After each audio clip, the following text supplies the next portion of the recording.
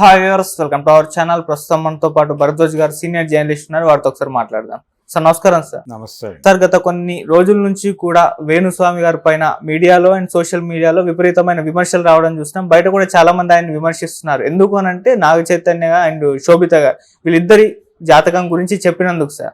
అయితే ఇప్పుడు ఈ ట్రోలింగ్ పైన ఆయన సతీమణి వీణావాణి గారు స్పందించారు. ఒక వీడియో రిలీజ్ చేసి పెట్టారు. జర్నలిస్టుల పైన, మీడియా పైన, అవి వాళ్ళ పనితనం పైన ఒక వీడియో అయితే మనం చేయడం చూస్తాం సార్. సో మొత్తం మీరు విన్నారు, మీకేమనిపించింది, మీ ఒపీనియన్ ఏంటి సార్ ఆమె కామెంట్స్ పైన? అంటే నాకు పార్లమెంటు అసెంబ్లీలు గుర్తొచ్చాయి. పార్లమెంట్లోను అసెంబ్లీల్లోనూ ఏదైనా ప్రజా సమస్య గురించి ప్రతిపక్షం మాట్లాడితే వెంటనే అధికార పక్షం వాళ్ళు లేచి మీ పాలనలో మీరు ఇదే అంశం మీద ఏం పీకారు అని అడుగుతున్నారు, లేకపోతే ఏం చేశారు అని అడుగుతున్నారు. ఒక దశలో ఏం చేశారు అనేవాళ్ళు ఇప్పుడు ఏం పీకారు అనేదాకా వచ్చింది పరిస్థితి. సో ఇది కాదు సమాధానం. అంటే ప్రశ్నకు ప్రశ్న సమాధానం అనే ధోరణి చాలా స్పష్టంగా పార్లమెంటరీ వేదికల మీద కనిపిస్తోంది. మీరు చేసింది ఏమిటి అనేది కాదు సమాధానం, మీరు ఏం చేశారు, ఏం చేయాలనుకుంటున్నారు అనేది వినయపూర్వకంగా చెబితే సరిపోతుంది. దాదాపుగా అదే ధోరణి నాకు ఈవిడ చేసినటువంటి వీడియోలో కూడా కనిపించింది.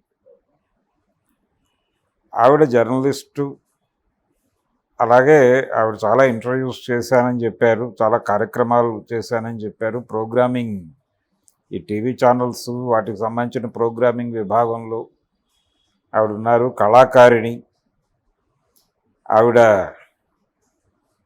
చాలా వేదికల మీద చాలా ప్రముఖంగా వినిపించినటువంటి పేరు. కళాకారిణిగా ఆవిడకంటూ ఒక ప్రత్యేకమైన గుర్తింపు ఉంది. అయితే ఆవిడ ఆవేదనలో అర్థం ఉంది. అంటే ఆవిడ మాట్లాడిన మాటల్లో కొన్ని జెన్యూన్ మాటలు ఉన్నాయి. అవేమిటంటే మీడియా ఒక డైవర్షన్ స్కీమ్లో పెడుతుంది అనేది ఒక వాస్తవమైన ఆరోపణే. అంటే చాలా సందర్భాల్లో ఒక కీలక విషయం చర్చకు వచ్చేటప్పుడు దాన్ని పక్కదారి పట్టించే కొన్ని వార్తలు మీడియా హైలైట్ చేయటం అనేది మనకు చాలా సందర్భాల్లో కనిపిస్తుంది.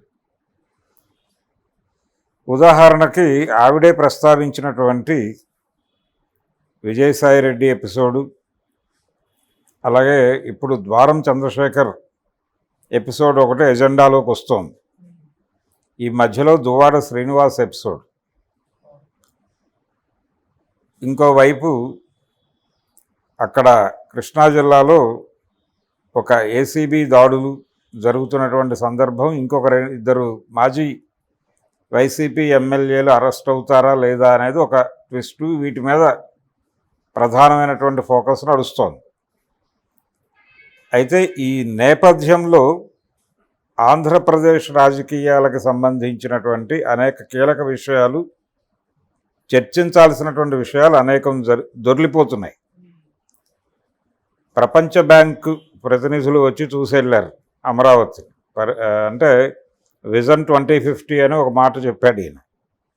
అలాగే ఆగిపోయినటువంటి ప్రాజెక్ట్స్, వాటిని ఎలా కొనసాగించాలి, 40,000 కోట్లు వీళ్ళు ప్రతిపాదన, 15,000 కోట్లు అనేది పార్లమెంటు వేదికగా లోక్సభలో ఆర్థిక మంత్రి ప్రకటించినటువంటి సందర్భం.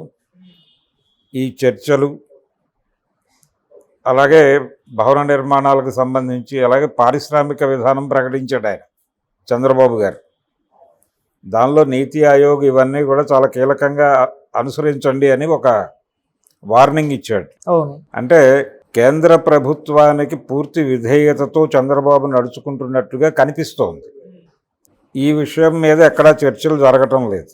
అలాగే ఈ ప్రపంచ బ్యాంక్ ప్రతినిధులు వచ్చిన దాని మీద, వాళ్ళకి ప్రభుత్వానికి జరిగినటువంటి వ్యవహారం మీద, కేంద్రం ఇస్తానన్నటువంటి 15,000 కోట్లు లోను ఇప్పిస్తానని చెప్పింది, గ్రాంట్ కాదు, దానికి సంబంధించిన వ్యవహారాల మీద, అలాగే నిరుద్యోగం పెరుగుతోంది దాని మీద, వలసలు పెరుగుతున్నాయి, వలసల తాలూకా ఒత్తిడి రాష్ట్రాల మీద ఉంది. ఉత్తరాది వలసలతో దక్షిణాది రాష్ట్రాలు అతలాకుతలం అవుతున్నాయి. ఓకే. ఈ సమస్యలను ఎలా పరిష్కరించుకోవాలి, దీనికి సంబంధించిన విధానాలు ఏమైనా ఉన్నాయా? కూలీ రేట్లు పడిపోయి ఏం చేయాలో అర్థం కాని పరిస్థితుల్లో జనాలు ఉన్నారు. అలాగే మొన్న నాగార్జున సాగర్ నిండిపోయినా, శ్రీశైలాలు నిండిపోయినా నీళ్లు వదలని పరిస్థితి ఇరిగేషన్ విభాగంలో. అలాగే కాకినాడ పోర్ట్లో 4 కంటైనర్ల పైన ఏవో డ్రగ్స్ దొరికాయని ఒక వార్త వినిపించింది, కానీ తర్వాత దాని ఫాలో అప్ లేదు. సో ఇన్ని కీలక అంశాలు జరిగిన ఈ టైంలోనే ఈ చర్చ కూడా జరిగింది. అలాగే సూపర్ 6 అమలుకు సంబంధించి 3 నెలలు అయిపోయింది వీళ్ళ పరిపాలన మొదలై. ఈ 3 నెలల్లో వారు ఎన్నికల హామీల అమలుకి ఏ మేరకు ముందుకెళ్ళారు అనే దానిలో ఒక రోజువారీ నివేదిక, రోజువారీ మీడియా నిఘా నడవాలి కదా, అది నడవలేదు. రెండోది, మీడియా ఇంకా ఆవిడ లోతుల్లోకి వెళ్ళలేదు, కానీ మీడియా అనేది పార్టీలుగా చీలిపోయి ఉన్నది అనే విషయం ఆవిడ మాట్లాడలేదు. కానీ అలా చీలిపోయి ఉన్నమాట వాస్తవం. వైసీపీ మీడియా, టీడీపీ మీడియా ఇలా చీలిపోయి ఉంది ప్రపంచం. బీజేపీ మీడియా కూడా ఉంది. సో ఎవరి ప్రయోజనాల కోసం వారు అవతల వాళ్ళ మీద దాడి చేయటమే ప్రధాన పరమావధిగా పెట్టుకుని కథ నడిపిస్తున్నారు. దీని మీద ఆవిడ కేంద్రీకరించి, దీని మీద ఈ జోలికి రాలేదు, కానీ ప్రధానంగా ఆవిడ మెన్షన్ చేసిన విషయాలు ఏంటంటే, ఒకటి, చాలా విషయాల్ని పక్కదారి పట్టించడానికి వేరే విషయాలేవో ఎజెండా మీదకి తీసుకొస్తూ ఏదో ఒక కాన్స్పిరసీ నడుస్తోంది ఆ ఏరియాలో అని ఆవిడ ఒక అభిప్రాయం వ్యక్తం చేశారు. దాంతో నేను ఏకీభవిస్తూ ఆవిడ పెట్టినటువంటి ప్రధానమైనటువంటి ఎలిగేషన్ ఏంటి, మీడియా మీద దాడి చేస్తూ, ఎందుకు మీరు కూడా పర్సనల్ ఏరియాలోనే దాడులు చేస్తున్నారు కదా. ఇప్పుడు ఈ ఆవిడ ప్రస్తావించినటువంటి 3 కేసులు, ఏది దుబాడ శ్రీనివాసు ఎపిసోడు, అలాగే దానికి ముందు లావణ్య రాజ్ తరుణ్ ఎపిసోడు, దానికి ముందు విజయసాయి శాంతి ఎపిసోడు, వీటి మీద ఎందుకు ఎక్కువ కేంద్రీకరణ పెట్టి వీటి మీదే షో రన్ చేస్తున్నారు అనేది ఒక విమర్శ చేశారు ఆవిడ. ఇదా మీడియా చేయాల్సిన పని అన్నారు. ఓకే, పర్సనల్ ఏరియాకి వెళ్ళి మీరు దాడులు చేయటం లేదా అన్నారు ఆవిడ. మీరు కూడా వాళ్ళ పర్సనల్ ఏరియాలోకి వెళ్ళిపోయి గేమ్ ఆడుతున్నారు కదా అన్నారు. ఓకే, గేమ్ ఆడుతున్నారు, వాస్తవమే. అయితే మీరు చెప్పినట్టుగా వీళ్ళకి ఎలాగైతే పర్సనల్ ఏరియాలోకి వెళ్ళటం మీద మీరు విమర్శించారో, అలాగే వేణుస్వామి గారు కూడా పర్సనల్ ఏరియాలోకి వెళ్ళే గేమ్ ఆడాడు. ఈ రోజున శోభిత లేకపోతే నాగ చైతన్య ఎపిసోడు మాత్రమే కాదు, గతంలో కూడా కాదు. అంటే చాలామంది పర్సనల్ లైఫ్లోకి వచ్చి సినిమాలు హిట్ అవుతాయా ఫ్లాప్ అవుతాయా కూడా చెప్పాడు ఆయన. ప్రభాస్ కెరియర్ మీద ఒక జడ్జిమెంట్ పాస్ చేశాడు.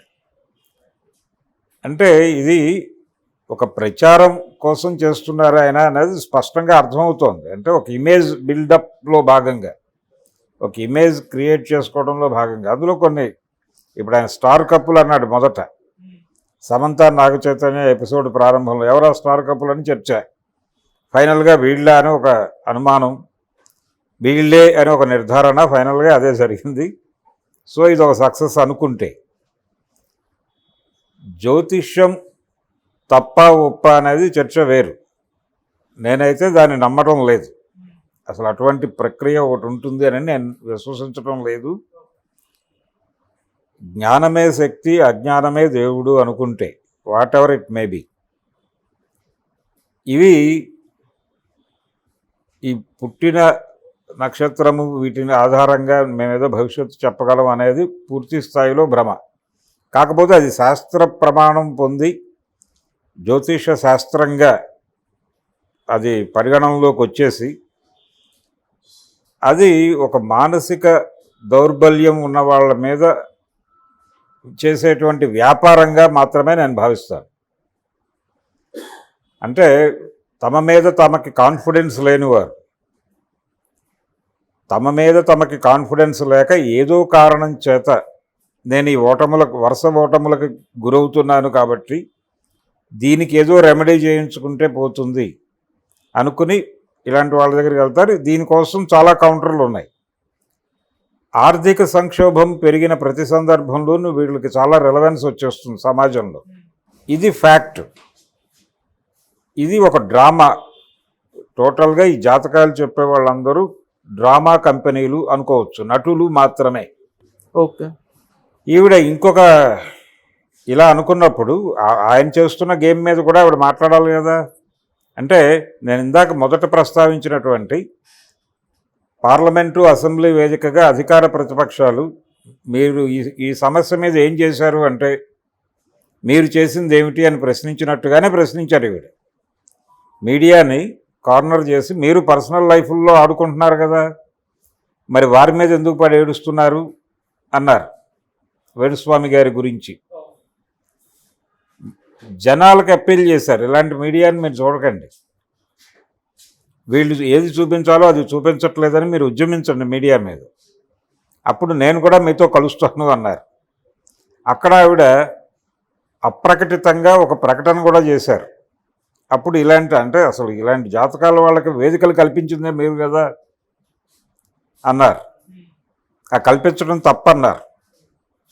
అలాంటి పనులన్నీ మానేయటం కోసం మీరు జనాలు ఉద్యమిస్తే వాళ్ళతో నేను కలిసి పోరాడతాను అన్నారు.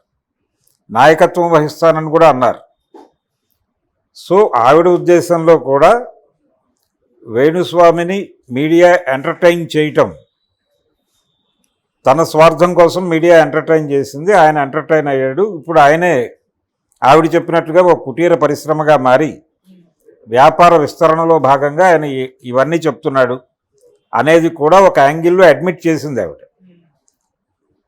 అది కట్టడి చేసుకుంటాను నేను అని చెప్పట్లేదు ఆవిడ. అది కట్టడి చేసుకుంటాను లేదంటే ఆర్గ్యుమెంట్ చేస్తాను అని.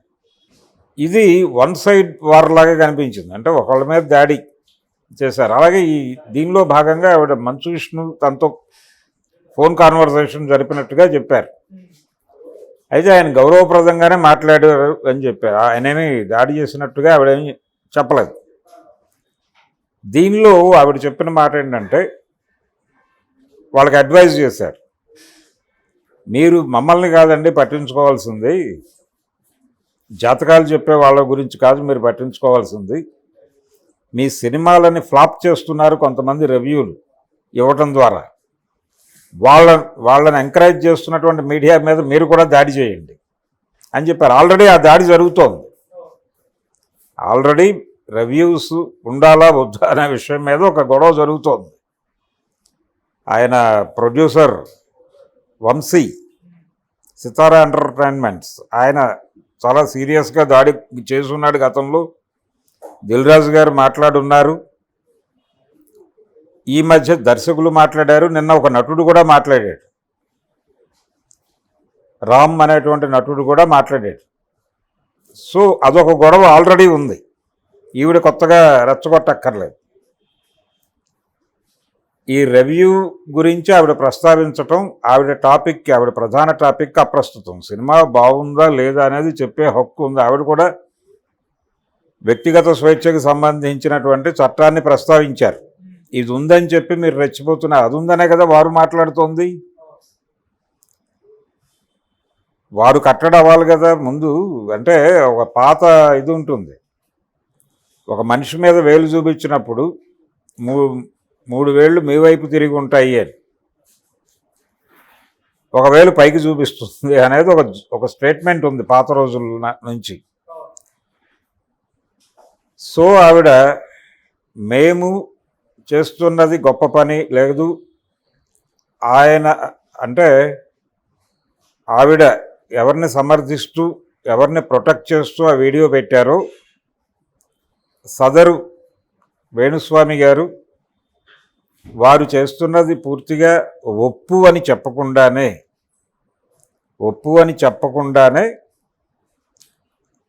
అన్యాపదేశంగా అవతల వాళ్ళ మీద సీరియస్గా దాడి చేసేసింది ఆవిడ. రెండూ జరగాలి. మీరు చెప్పిన దానిలో కొన్ని ఫ్యాక్ట్స్ కలవు, అలాగే మీ వైపు నుంచి జరుగుతున్నటువంటి ల్యాప్సెస్ గురించి కూడా మీరు కొంచెం సీరియస్గా మాట్లాడి ఉండాల్సింది. మీరు వేదిక కల్పించడం వలన వీళ్ళందరూ వస్తున్నారు అంటున్నారు. యూట్యూబ్లు, శాటిలైట్ ఛానల్స్ ఇవన్నీ క్రికెట్ ఇవి జరిగినప్పుడు జ్యోతిష్యుల్ని వీళ్ళందరినీ కూర్చోబెడుతున్నారు. సినిమా హిట్ అవుతుందా ఫట్ అవుతుందా అని జాతకం వాళ్ళని కూర్చోబెట్టి మాట్లాడిస్తున్నారు. ఇది సబబా అంది ఆవిడ. ఓకే, మానేస్తారు అందరూ. ఆ ఏరియాలోనే బిజినెస్ చేస్తున్నారుగా వీళ్ళు. ఇప్పుడు ఎవరైనా అది కరెక్టా కాదా అనేది ఆవిడ చెప్పాలి. ఎందుకు ఆయన వచ్చి ఎందుకు కెమెరా ముందు బోర్డు పెట్టి టేబుల్స్ వేసి చేస్తున్నాడు అనే దానిలో క్లారిటీ ఇస్తే చాలు, క్లోజ్. మేము ఈ యాక్టివిటీ మానేస్తున్నాం. ఈ రోజు నుంచి మేము సీరియస్గా వ్యక్తుల ప్రైవేటు జీవితాల్లోకి ప్రవేశించి మేము వారు అడగకుండానే వారి జాతకాలను ప్రపంచానికి చెప్పము అని చెప్పి మీరు కూడా ఇలాగే వ్యవహరించండి అని చెబితే ఒక పద్ధతి. అది కాదు. అది పార్లమెంట్ అసెంబ్లీలో రాజకీయ నాయకులు మాట్లాడుకుంటున్న పద్ధతిలోనే మీరు చేస్తోంది ఏమిటి, మీరు చేస్తోందే మేము చేస్తున్నాం. సో మనం ఒక అవగాహనకు వద్దాం, వచ్చి కలిసి సమన్వయంతో చేసుకుందాం ఇదే పని అన్న ప్రతిపాదన కనిపించింది ఆవిడ ఆర్గ్యుమెంట్లో. ఓకే, మీడియా ఇలా ఎందుకు తయారైంది అనేది వేరే గొడవ. ఆవిడ చెప్పినట్టుగా మీడియా ఒక డైవర్షన్ స్కీమ్లో ఉన్నమాట వాస్తవం. రాజకీయ పార్టీల ప్రమేయంతోనే మీడియా నడుస్తోంది. చాలా స్పష్టంగా, అంటే వైఎస్ రాజశేఖర రెడ్డి గారి దగ్గర నుంచి చాలా క్లియర్గా రోడ్డు మీద పెట్టి విషయాలు మాట్లాడుకోవటం మొదలైంది. ఆంధ్రజ్యోతి, ఈనాడు అనే మాట మాట్లాడకుండా ఆయన ఉపన్యాసం కంక్లూడ్ అయ్యేది కాదు. దీనికి అదర్ సైడు జగన్మోహన్ రెడ్డి గారు ఈనాడు, ఆంధ్రజ్యోతిలకు తోడు ఆయన 5 అనకుండా ఆయన ఉపన్యాసం ముగించేవాడు కాదు. పైగా మీ బిడ్డకి మీడియా ఒకటే ఉంది, అవతలాలకు అరడజను ఉన్నాయి అని కూడా ఆయన ఎన్నికల సభల్లో వాపోయాడు జగన్మోహన్ రెడ్డి. సో ఇది టోటల్గా పార్టీ ప్రమేయంతో మీడియా ఉంది అనే మాట వాస్తవం. దాన్ని అడ్మిట్ చేసి మాట్లాడచ్చు, ఓపెన్ డిబేట్. అది పార్టీ ఎజెండాలే ఈ పత్రికలు మాట్లాడతాయి. అది ఈనాడు ఈ మధ్య వాళ్ళ 50 ఏళ్ల ప్రస్థానం గురించి వాళ్ళు రాసుకుంటూ దానిలో పాత విషయాలు చాలా తడిమారు. తెలుగుదేశం పార్టీ ఎన్టీఆర్ పెట్టినట్టుగా కనిపిస్తుంది, కానీ దానికి ఒక భూమిక కల్పించి దాన్ని నిలబెట్టి నడిపించినటువంటి ఘనత ఈనాడుదే అని వాళ్ళు క్లెయిమ్ చేసుకుంటూ దానిలో ఆర్టికల్స్ వచ్చినాయి. సో ఇది కండిషన్. ఈ కండిషన్లో మీడియా పొలిటికలైజ్ అయిపోయి సోషల్ మీడియాలో కొన్ని ప్లాట్ఫామ్స్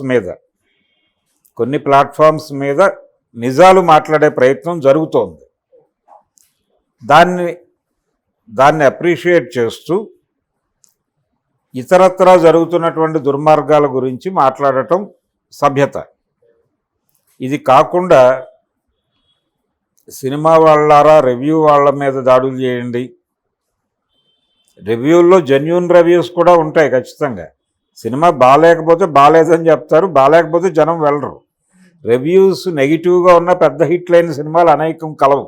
అవును, వారికి తెలుసో లేదో నాకు తెలియదు, కానీ అడవి రాముడు అనేటువంటి రామారావు గారి సినిమాకి పాజిటివ్ రివ్యూ లేని రాలా. ఆ రోజుల్లో నెగిటివ్ రివ్యూసే వచ్చినాయి.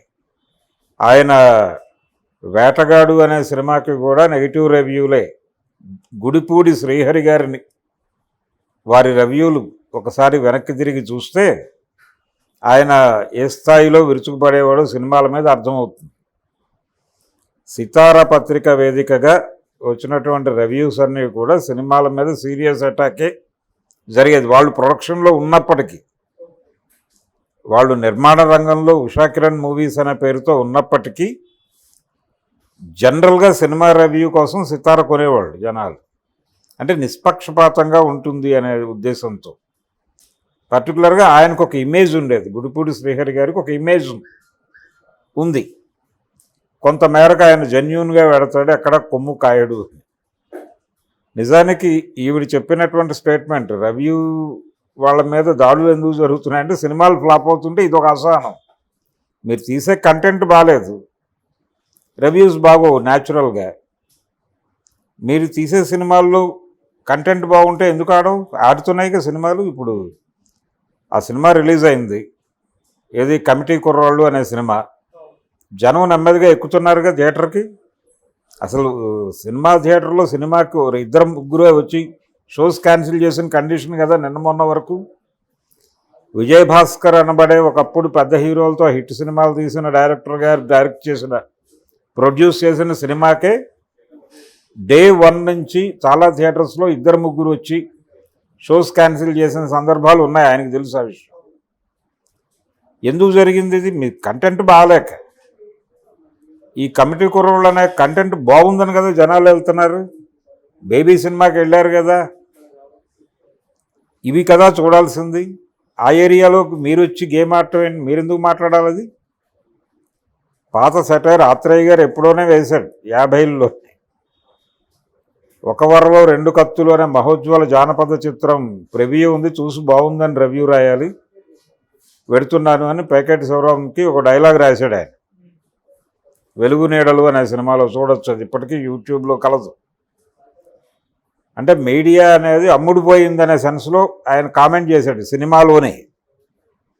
అంటే డబ్బులు ఇచ్చి భోజనం పెట్టేస్తే బాగుందని రివ్యూ రాసేస్తారు వీళ్ళని. అలా కాదు, మాకు వెన్నుముకుంది అని మాట్లాడితేనేమో రివ్యూల వల్ల సినిమాలు పోతాయని గొడవ. దానికి ఈవిడ ఒత్తాసు యాజ్ ఏ జర్నలిస్ట్ అని చెబుతూ. ఇలా ఆవిడ టోటల్ ప్రసంగంలో ఒక అసహనం ఉంది. మమ్మల్ని మీరు టార్గెట్ చేస్తారా అనే చిరాకు ఉంది. అది తప్పు. కోపము చిరాకుతో ఉపదేశాలు చెప్పడం తప్పు. ఉపదేశం చెప్పదలుచుకున్నప్పుడు మెంటల్ పీస్ ఉండాలి, సమన్యాయం ఉండాలి, మీరు నిర్మోహత్వం ఉండాలి, మిమ్మల్ని మీరు ప్రేమించుకోవటం మానేయాలి. అది కనిపించలేదు దానిలో. 1 సైడెడ్గానే ఉంది అది. వాస్తవాలు ఉన్నాయి దానిలో, లేవని నేను అంటలా. వాస్తవం ఉన్నప్పటికీ దాని జిస్టు ఇన్ టోటల్ అది 1 సైడెడ్గానే ఉంది. అందుకని ఆవిడ బాధని మనం అర్థం చేసుకోవచ్చు. ఓకే, ఆవిడ బాధపడింది. దేనికి బాధపడింది? వాళ్ళని టార్గెట్ చేస్తున్నారని, వాళ్ళని టార్గెట్ చేస్తూ చర్చలు జరుపుతున్నారని, చాలా అగ్రెసివ్గా మాట్లాడుతున్నారని, ఆ మాట్లాడే క్రమంలో పరుష పదజాలం కూడా వాడుతున్నారని, ఫ్యాక్షనిస్ట్ లాంగ్వేజ్ వాడుతున్నారని కూడా మాట్లాడారు ఆవిడ. సో ఆ సర్టన్ డిస్కషన్స్ అవి ఆవిడ్ని గాయపరిచాయి అనే విషయం మనకు ఆ వీడియో ద్వారా అర్థమవుతుంది తప్ప ఇతరత్ర ఆవిడ మాట్లాడిన విషయాలన్నిట్లోనూ చాలా అసమంజసం ఉంది, గందరగోళం ఉంది. అంటే ఆలోచనాపరమైన గందరగోళం కూడా కలదు. సో ఆవిడ ఎలాగూ జర్నలిస్ట్ కమ్యూనిటీకి చెందినటువంటి అమ్మాయిని నేను అని చెప్పారు ఆవిడ. ఇంకొంచెం విశాలంగా ఆలోచించి వీటన్నిటిని, అంటే మీడియా పొలిటికలైజ్ అయిపోయింది అనేదాన్ని అడ్మిట్ చేస్తూ ఆ యాంగిల్లో కూడా ప్రపంచాన్ని పరిశీలించి, వీళ్ళు పర్సనల్ ఏరియాలోకి వచ్చి గేమ్ ఆడుతున్నారు కాబట్టి మేము కూడా ఆడేస్తామంటే కుదరదు. మీరు ఆపి వాళ్ళని ఆపమని చెప్పి ఆందోళన చేయండి, ఓకే. అంతే తప్ప 1 సైడెడ్ ప్రోగ్రామ్స్ ఉండవు. ఓకే, మీరు కూడా ఒక చిన్న ఆత్మవిమర్శ, తర్వాత విమర్శ, ఎప్పుడైనా సరే